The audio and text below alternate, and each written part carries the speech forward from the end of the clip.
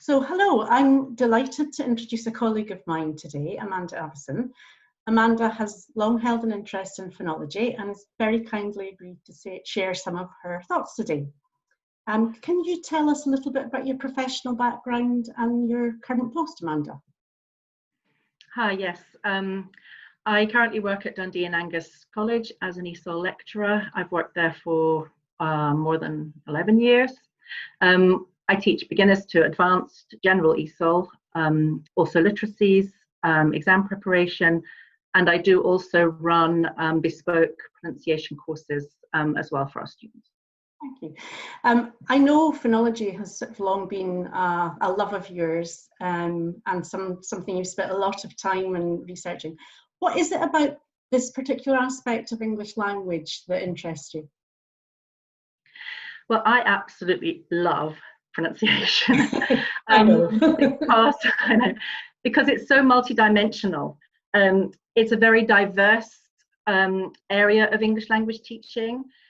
Initially, most people think about it as just one of the other skills, or maybe to do with speaking, but I think of it more as an umbrella skill, so that, of course, it's to do with the productive skill of speaking, developing intelligibility, comprehensibility.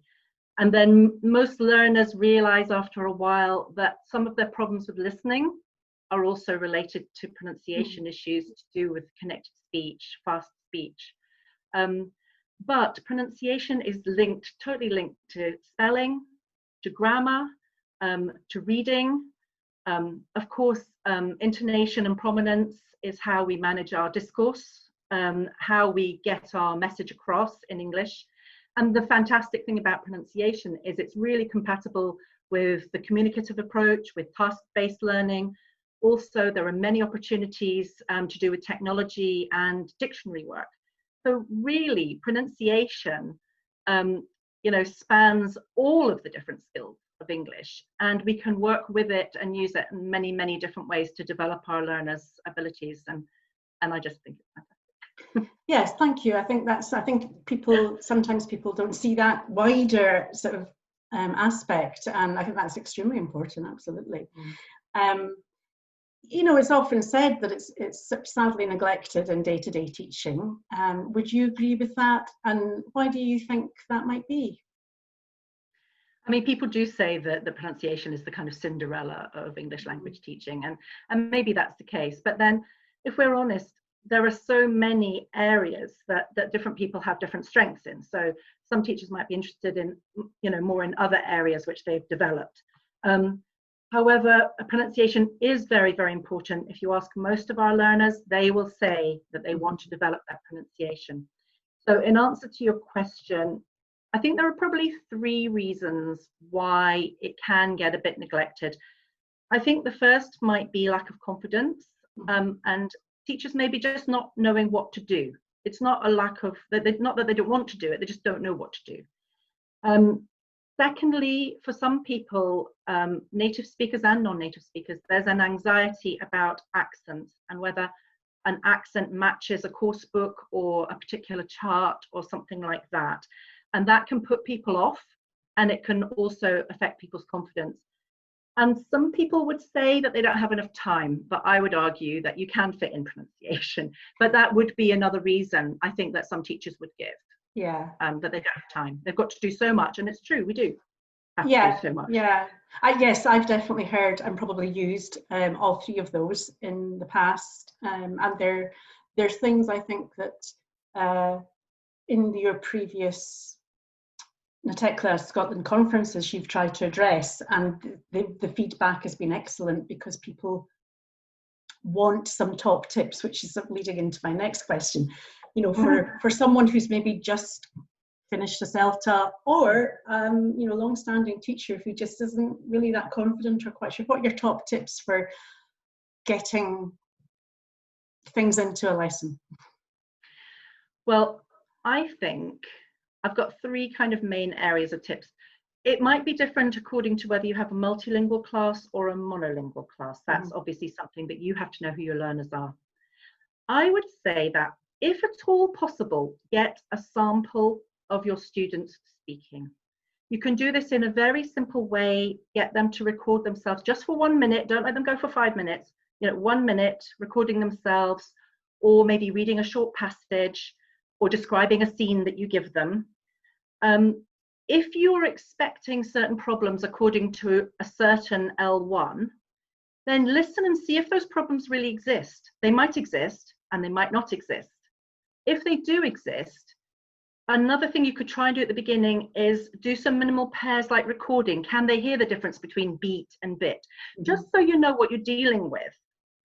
Then my second tip is, although I absolutely love the phonemic chart and everything, I don't think that's the place to start. Okay, I think you should start with prosody. The first thing I think is to work on thought groups and where the pauses occur in speech, so that's to do with communication of meaning. And also to do with communication of meaning, focus on the most stressed word. This is very important for our learners for listening and for speaking. Then focus on word stress, and in particular the production of the stressed vowel sound to make sure that that is clear. And I think 1, 2, and 3, those are general tips for any multilingual class, for any nationality. Then, of course, you have your vowel phonemes and your consonant phonemes. Depending on your group and what you hear when you listen to them, you might decide to work on those specifically. But I think if you stick to the general pronunciation for meaning and communication, you can begin to build up from there. And I think my third tip is always have a phonological sub-aim to your lesson. Mm-hmm. Even if it's 1 or 2 minutes, just always. So you might start with a jazz chant. You might revise your vocabulary according to stress patterns. You might revise vocabulary according to sounds.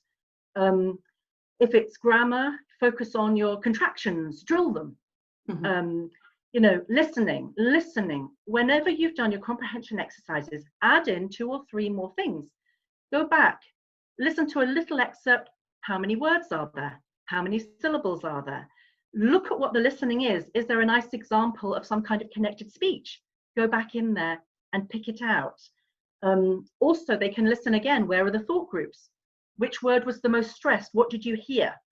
So that once you've done listening for comprehension, you also do listening to develop the actual skill of listening, which is to do with pronunciation. So, I mean, there are so many just little ways of adding in 2 minutes, 3 minutes here or there. And then gradually you kind of get a bigger bag of tricks that you feel more confident with. It's just step by step. Yeah, I think that's the secret, isn't it? I mean, I know that in the past when I've chatted to you or been present at CPD that we've done together, I've taken on board some of your tips and it's made such a difference.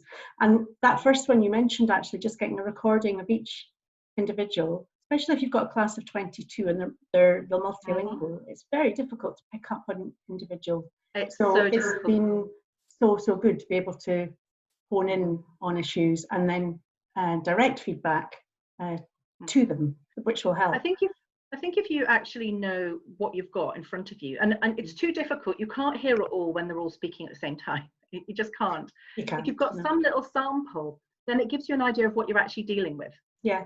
And I think that helps. I agree, and I think building up a little toolkit, it gives confidence. You can keep inserting into lessons, and it just becomes the norm then.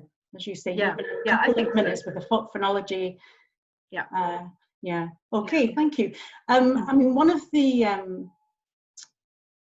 sort of things in terms of phonology is definitely the use of the phonemic chart.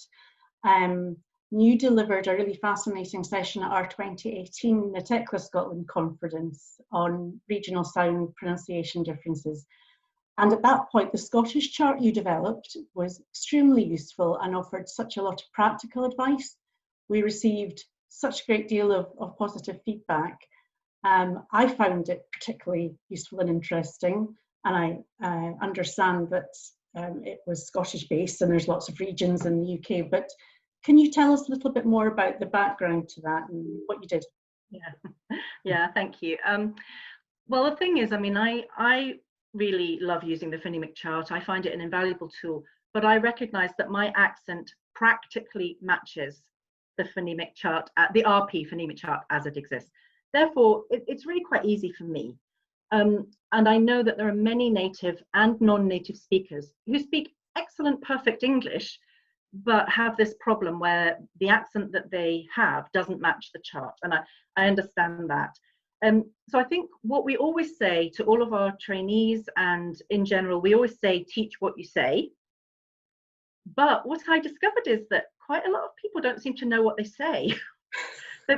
They just know it's not the same. Yeah. So then what I thought was, okay, so the I say, you say was a very interactive workshop, and it worked really well because it was personalized to every single person in the room. And my main aims were we only worked on the vowels because in Scotland, the vowel system is different from the RP. And basically my aim was to check that teachers understood the relationship between the vowels as they exist on the RP chart, first of all. Then secondly, to work out if each person in the room actually said those vowels or not, because not all Scottish people make all the vowel sounds that are on the RP chart. And then thirdly, and quite importantly, can a Scottish teacher differentiate between two phonemes on the RP chart which they don't make? Can the teachers actually hear it? Because, and that's not, none of this is a problem. It's just forewarned is forearmed. Yeah. So if a Scottish person can't hear the difference between and oo, okay, then that might become a problem, which might suddenly throw them off. So then what I wanted to do was, having looked at those things, I wanted each teacher to kind of take the chart and then think about the sounds they made. For example, many of the diphthong sounds in RP are actually realized as monophthong sounds within different Scottish dialects. And there are some additional sounds which aren't made. And I think that worked really nicely, taking the RP chart and using test words to see which sounds different people in the room made. And the thing is that the problem is that there isn't really a standard Scottish English. There's a sort of a standard Scottish English, but what we discovered is everybody in the room was saying, oh, I say this, I say that. Yeah. And that's the point. The point is to teach what you say, know what it is you say. For me, I need to know the difference between the local accent in Dundee and my accent, because my students hear the accent that's being spoken. Yeah. You know, so all of us, it doesn't really matter. You know, you have to know what's on your course book, what the different materials are, what you say, and what they're going to hear. Yeah. And just be aware of it, and not just turn your back on it because it doesn't match. Just say, okay, this is a tool. It's not perfect. What are the differences, and how can I use it? And that was kind of my main point with that workshop. And to be honest, to a lesser degree, there are many accents within England and also Northern Ireland, for example. Yeah. They also realize their vowels in a different way. And these other, areas, or the people from these other areas can also kind of use it to check which sounds they make and don't make. So it was quite interesting. It was I mean, I remember the session that you took really well, and almost everybody in the room kept saying, yes, that's exactly what and often as an experienced teacher, it's extremely difficult sometimes to suddenly look at something in a course book, for example, and think, oh, that's not my sound. The thing is, it can just throw you off, and especially if you're new. Yeah. And the other big question, do you remember that day when I said to people, do you actually say schwa? Yeah. Do you remember? That was a biggie. And everybody was going, oh. Now, of course. I'd had difficulty finding schwas where there doesn't seem to be any in the past. And there are many exercises where you have to find the schwa. Exactly. Now, a lot of people who speak with a Scottish accent, normally most people use schwa at some point, yes, of course. But in many places, because of the rhoticity and the R, the Scottish person doesn't. And that's right. So, and I remember that being hilarious at coffee break when people were, that was so funny. It was great. It was so interesting. And I think it gave people some confidence to actually do more with the sounds in the classroom, because like you suggested, I try and teach what they will hear from the RP and then what they hear locally. And actually, you know, even locally, I will have slightly different sounds to a stronger Dundonian accent, for example. So, but students hear their local accent when they go out and about, and that's not RP in most areas. So no, of course it's not. And when they're trying and of course there are issues of dialect versus accent, but you know, even for example, our non-native colleagues who speak very clear, intelligible English, but still lack confidence sometimes to use a chart or something because they feel that and actually the relative differences in the sounds are more important than the actual sounds. We're not all trying to make the same sound. So I think people should just be comfortable to try different things, have a little toolkit, try different ideas, little short things. It doesn't have to be a whole half an hour, or just add in little bits and pieces as you go. Start focusing on certain things, you know, thought groups, or what's the most important word in this sentence? You know, what did you hear? And making sure that learners, when they're trying to speak English, understand that that people listening to them will focus on what they stress the most. So, you know, there are things like that, and it's to do with communication, but it's not only to do with speaking and listening. Well, thank you so much. I could chat all day to you about this, but unfortunately, I know you could chat forever. So again, thank you so much for giving up your time today, and I'm sure this will be of extreme interest to lots of people and add a lot to our website. So thanks, Amanda. You're welcome. See you soon. Okay, bye.